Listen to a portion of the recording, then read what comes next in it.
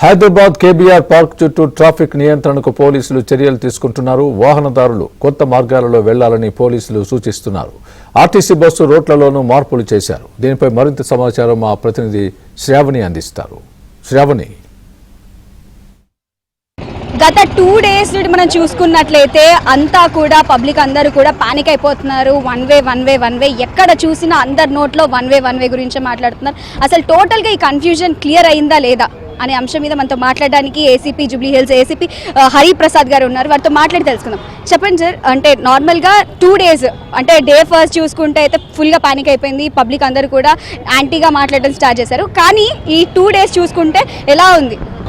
Flyovers, under పాస్లు కట్టి ఈ KBR చుట్టూ భవిష్యత్ తరాలకి ట్రాఫిక్ సమస్య రాకుండా ఉన్న సదుద్దేశంతో ప్రభుత్వం ఇవన్నీ రూపొందించడం జరిగింది. దానిలో భాగంగానే మనం ఆఫ్టర్ స్టడీ చేసిన తర్వాత, టెక్నికల్ స్టడీ చేసిన తర్వాత మనము ఈ వన్ వే విధానాన్ని ప్రవేశపెట్టడం జరిగింది. ఫస్ట్ రోజు మీరు అన్నట్టు కొంత ఇబ్బంది జరిగిన వాస్తవమే, కానీ తర్వాత రోజు మనం పెట్టిన సైనేజీల వల్ల, తర్వాత వాళ్ళు అవేర్నెస్ తీసుకురావడం వల్ల అయితే వాళ్ళు ఇప్పుడు మీరు చూస్తున్నారు, నిన్న చూశారు, ఈరోజు చూశారు, ట్రాఫిక్ ఎక్కడా లేదు, ఎక్కడ న్యాచురల్గా వాళ్ళు వెళ్ళిపోతున్నారు వన్ వేలో.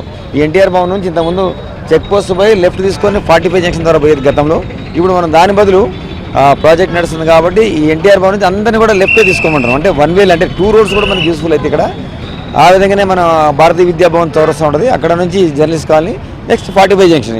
ఆ 45 జంక్షన్ దగ్గర లెఫ్ట్ తీసుకుంటే కేబుల్ బ్రిడ్జ్ ద్వారా సైబరాబాద్ వెళ్ళిపోవచ్చు. అదేవిధంగా మనకి వెంకటగిరి కూడా మొన్న ఫస్ట్ రోజు ఇబ్బంది అయింది. వాస్తవంగా శ్రీనగర్ కాలనీ, యూసుఫ్ నుంచి వచ్చే వాళ్ళందరూ కూడా రోడ్ నెంబర్ 5 అంటారు, దాన్ని వచ్చి వెంకటగిరి చౌరస్తాకు వచ్చిన తర్వాత వాళ్ళు గతంలో అదేవిధంగా చెక్ పోస్ట్కి వచ్చి రోడ్ నెంబర్ 36 పోయేది. ఇప్పుడు మనం అది మార్గం అది వన్ వే పెట్టడం వల్ల అది క్లోజ్ అయింది. కాబట్టి అక్కడనే మీరు వెంకటగిరి ఎక్స్ రోడ్ నుంచి రైట్ టర్న్ తీసుకుంటే మీరు ఈజీగా మళ్ళీ అక్కడ డైమండ్ హౌస్ ఉంటుంది, దెన్ ఆల్కజార్ బిల్డింగ్ అని ఉంటుంది, దాని తర్వాత రోడ్ నెంబర్ 36 నీరుస్, అంటే అక్కడ ఈజీగా పోతున్నారు. ఇప్పుడు చూడండి, ఈరోజు ఎక్కడ కంగేషన్ లేదు. ఓకే, సిగ్నల్ విషయం దగ్గరికి వస్తే మీరు చెప్పండి సార్, అంటే ఎంతసేపు సిగ్నల్ పెట్టినారు? మార్నింగ్ 6 నుంచి 9 వరకు ఈ పెడెస్ట్రియన్ వాకర్స్ వస్తారు కదా, దానికి వాళ్ళని దృష్టిలో పెట్టుకొని వాళ్ళు క్రాస్ చేయడానికి 30 seconds టైం ఇవ్వడం జరిగింది. ఆ తర్వాత మన సాగర్ సొసైటీ నుంచి వచ్చే ట్రాఫిక్ గురించి 90 seconds, చెక్ పోస్ట్ నుంచి వచ్చే ట్రాఫిక్ గురించి 40 seconds టైం కేటాయించడం జరిగింది. ఈ ట్రాఫిక్లో ట్రాఫిక్ అంతా క్లియర్ మూవ్మెంట్ అవుతుంది. ఇంకా పబ్లిక్ ఒపీనియన్ తీసుకున్నట్లయితే మీరేమైనా పబ్లిక్ ఒపీనియన్ రెస్పాన్స్ ఏ విధంగా ఉంది అనుకుంటున్నారు?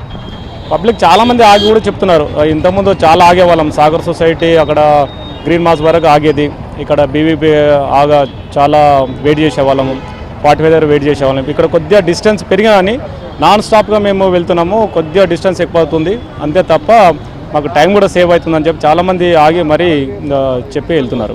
ఓకే, సో చూస్తున్నారు కదా, మనం కేబీఆర్ జంక్షన్ దగ్గరే ఉన్నాము. ఇప్పుడున్న ప్రజెంట్ డే 1తో కంపేర్ చేసుకుంటే డే 3 దగ్గరకు వచ్చేసరికి కొంచెం వరకు అయితే క్లియర్ ఉందని చెప్పొచ్చు. నిన్న మొన్న మనం చూసుకున్నట్లయితే వన్ వే లేనప్పుడు మొత్తం రూట్స్ అన్నీ కూడా గంటలో ప్రయాణం అనేది గంటన్నరకి మాత్రమే అయిపోయేది. కానీ వన్ వే రావడం వల్ల బస్ రూట్ కూడా మొత్తం మారిపోవడం వల్ల వన్ వే అంటే ఇప్పుడు మనం ఎల్వి ప్రసాద్లో బస్సు ఎక్కితే ఫిలిం నగర్కి వెళ్ళాలనుకుంటే మనం ముందుగా జూబ్లీ చెక్ పోస్ట్ ఒకటే స్టాప్ ఉండేది. ఇప్పుడు మాత్రం ఇక్కడ బసవతారక నుండి మనం ప్రయాణిస్తుంటే మనం ఫిలిం నగర్కి వెళ్ళి ఆ తర్వాత జూబ్లీ చెక్ పోస్ట్కి వెళ్ళడం అనేది అర్ధగంట పట్టేది, ఇప్పుడు గంట పడుతుంది.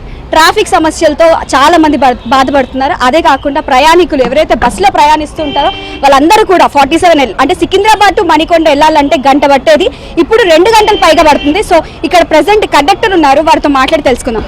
చెప్పండి, అంటే డైలీ ఎంత పట్టేది డిస్టెన్స్ టైం? ఇక్కడ నుంచి పోవడం వల్ల ఒక 1/2 hour ఎక్కువ పడుతుందండి.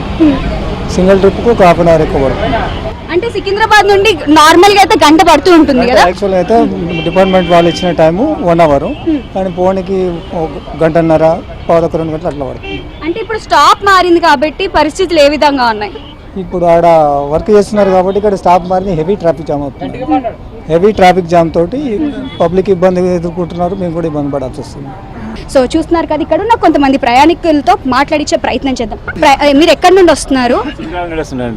రోజు ప్రయాణిస్తున్నాం. అదే 47 డైలీ మాకు ఎవ్రీ టైం బస్, కానీ ఒక బస్సు అంటే ఎక్కువ, లేకపోతే దాన్ని ప్రభుత్వం తొందరగా చర్య తీసుకొని కంప్లీట్ చేయాలి బ్రిడ్జిని. ఎందుకంటే చాలా సఫర్ అవుతుంది, చాలా ప్రాబ్లం అవుతుంది.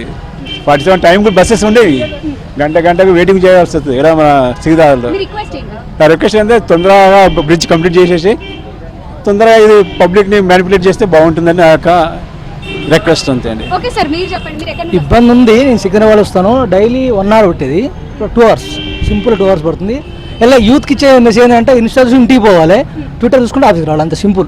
టైం పాస్ అయింది అంతే, అంత మించి ఏం లేదు. ఇక గంటన్నర కంటే ఎక్కువనే పడుతుంది. ఎక్కువనే పడుతుంది. నేను ఆల్మోస్ట్ 11:30కి ఎక్కాను బస్సు, ఇప్పుడు 1:30 అవుతుంది. 2 hours. ఓన్ ట్రాన్స్పోర్ట్ తీసుకున్నట్లయితే అదే 1 hour 1.5 hour అంతే, మోస్ట్ ఒక 1/2 hour డిఫరెన్స్ అంతే.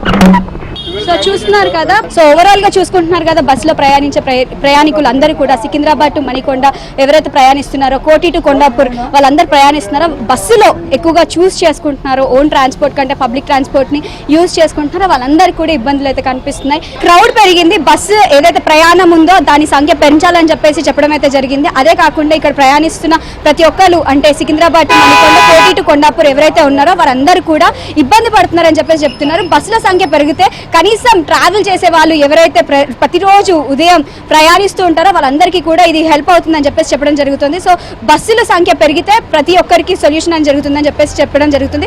కెమెరామ్యాన్ బాలరాజ్తో శ్రావణి, ABN హైదరాబాద్.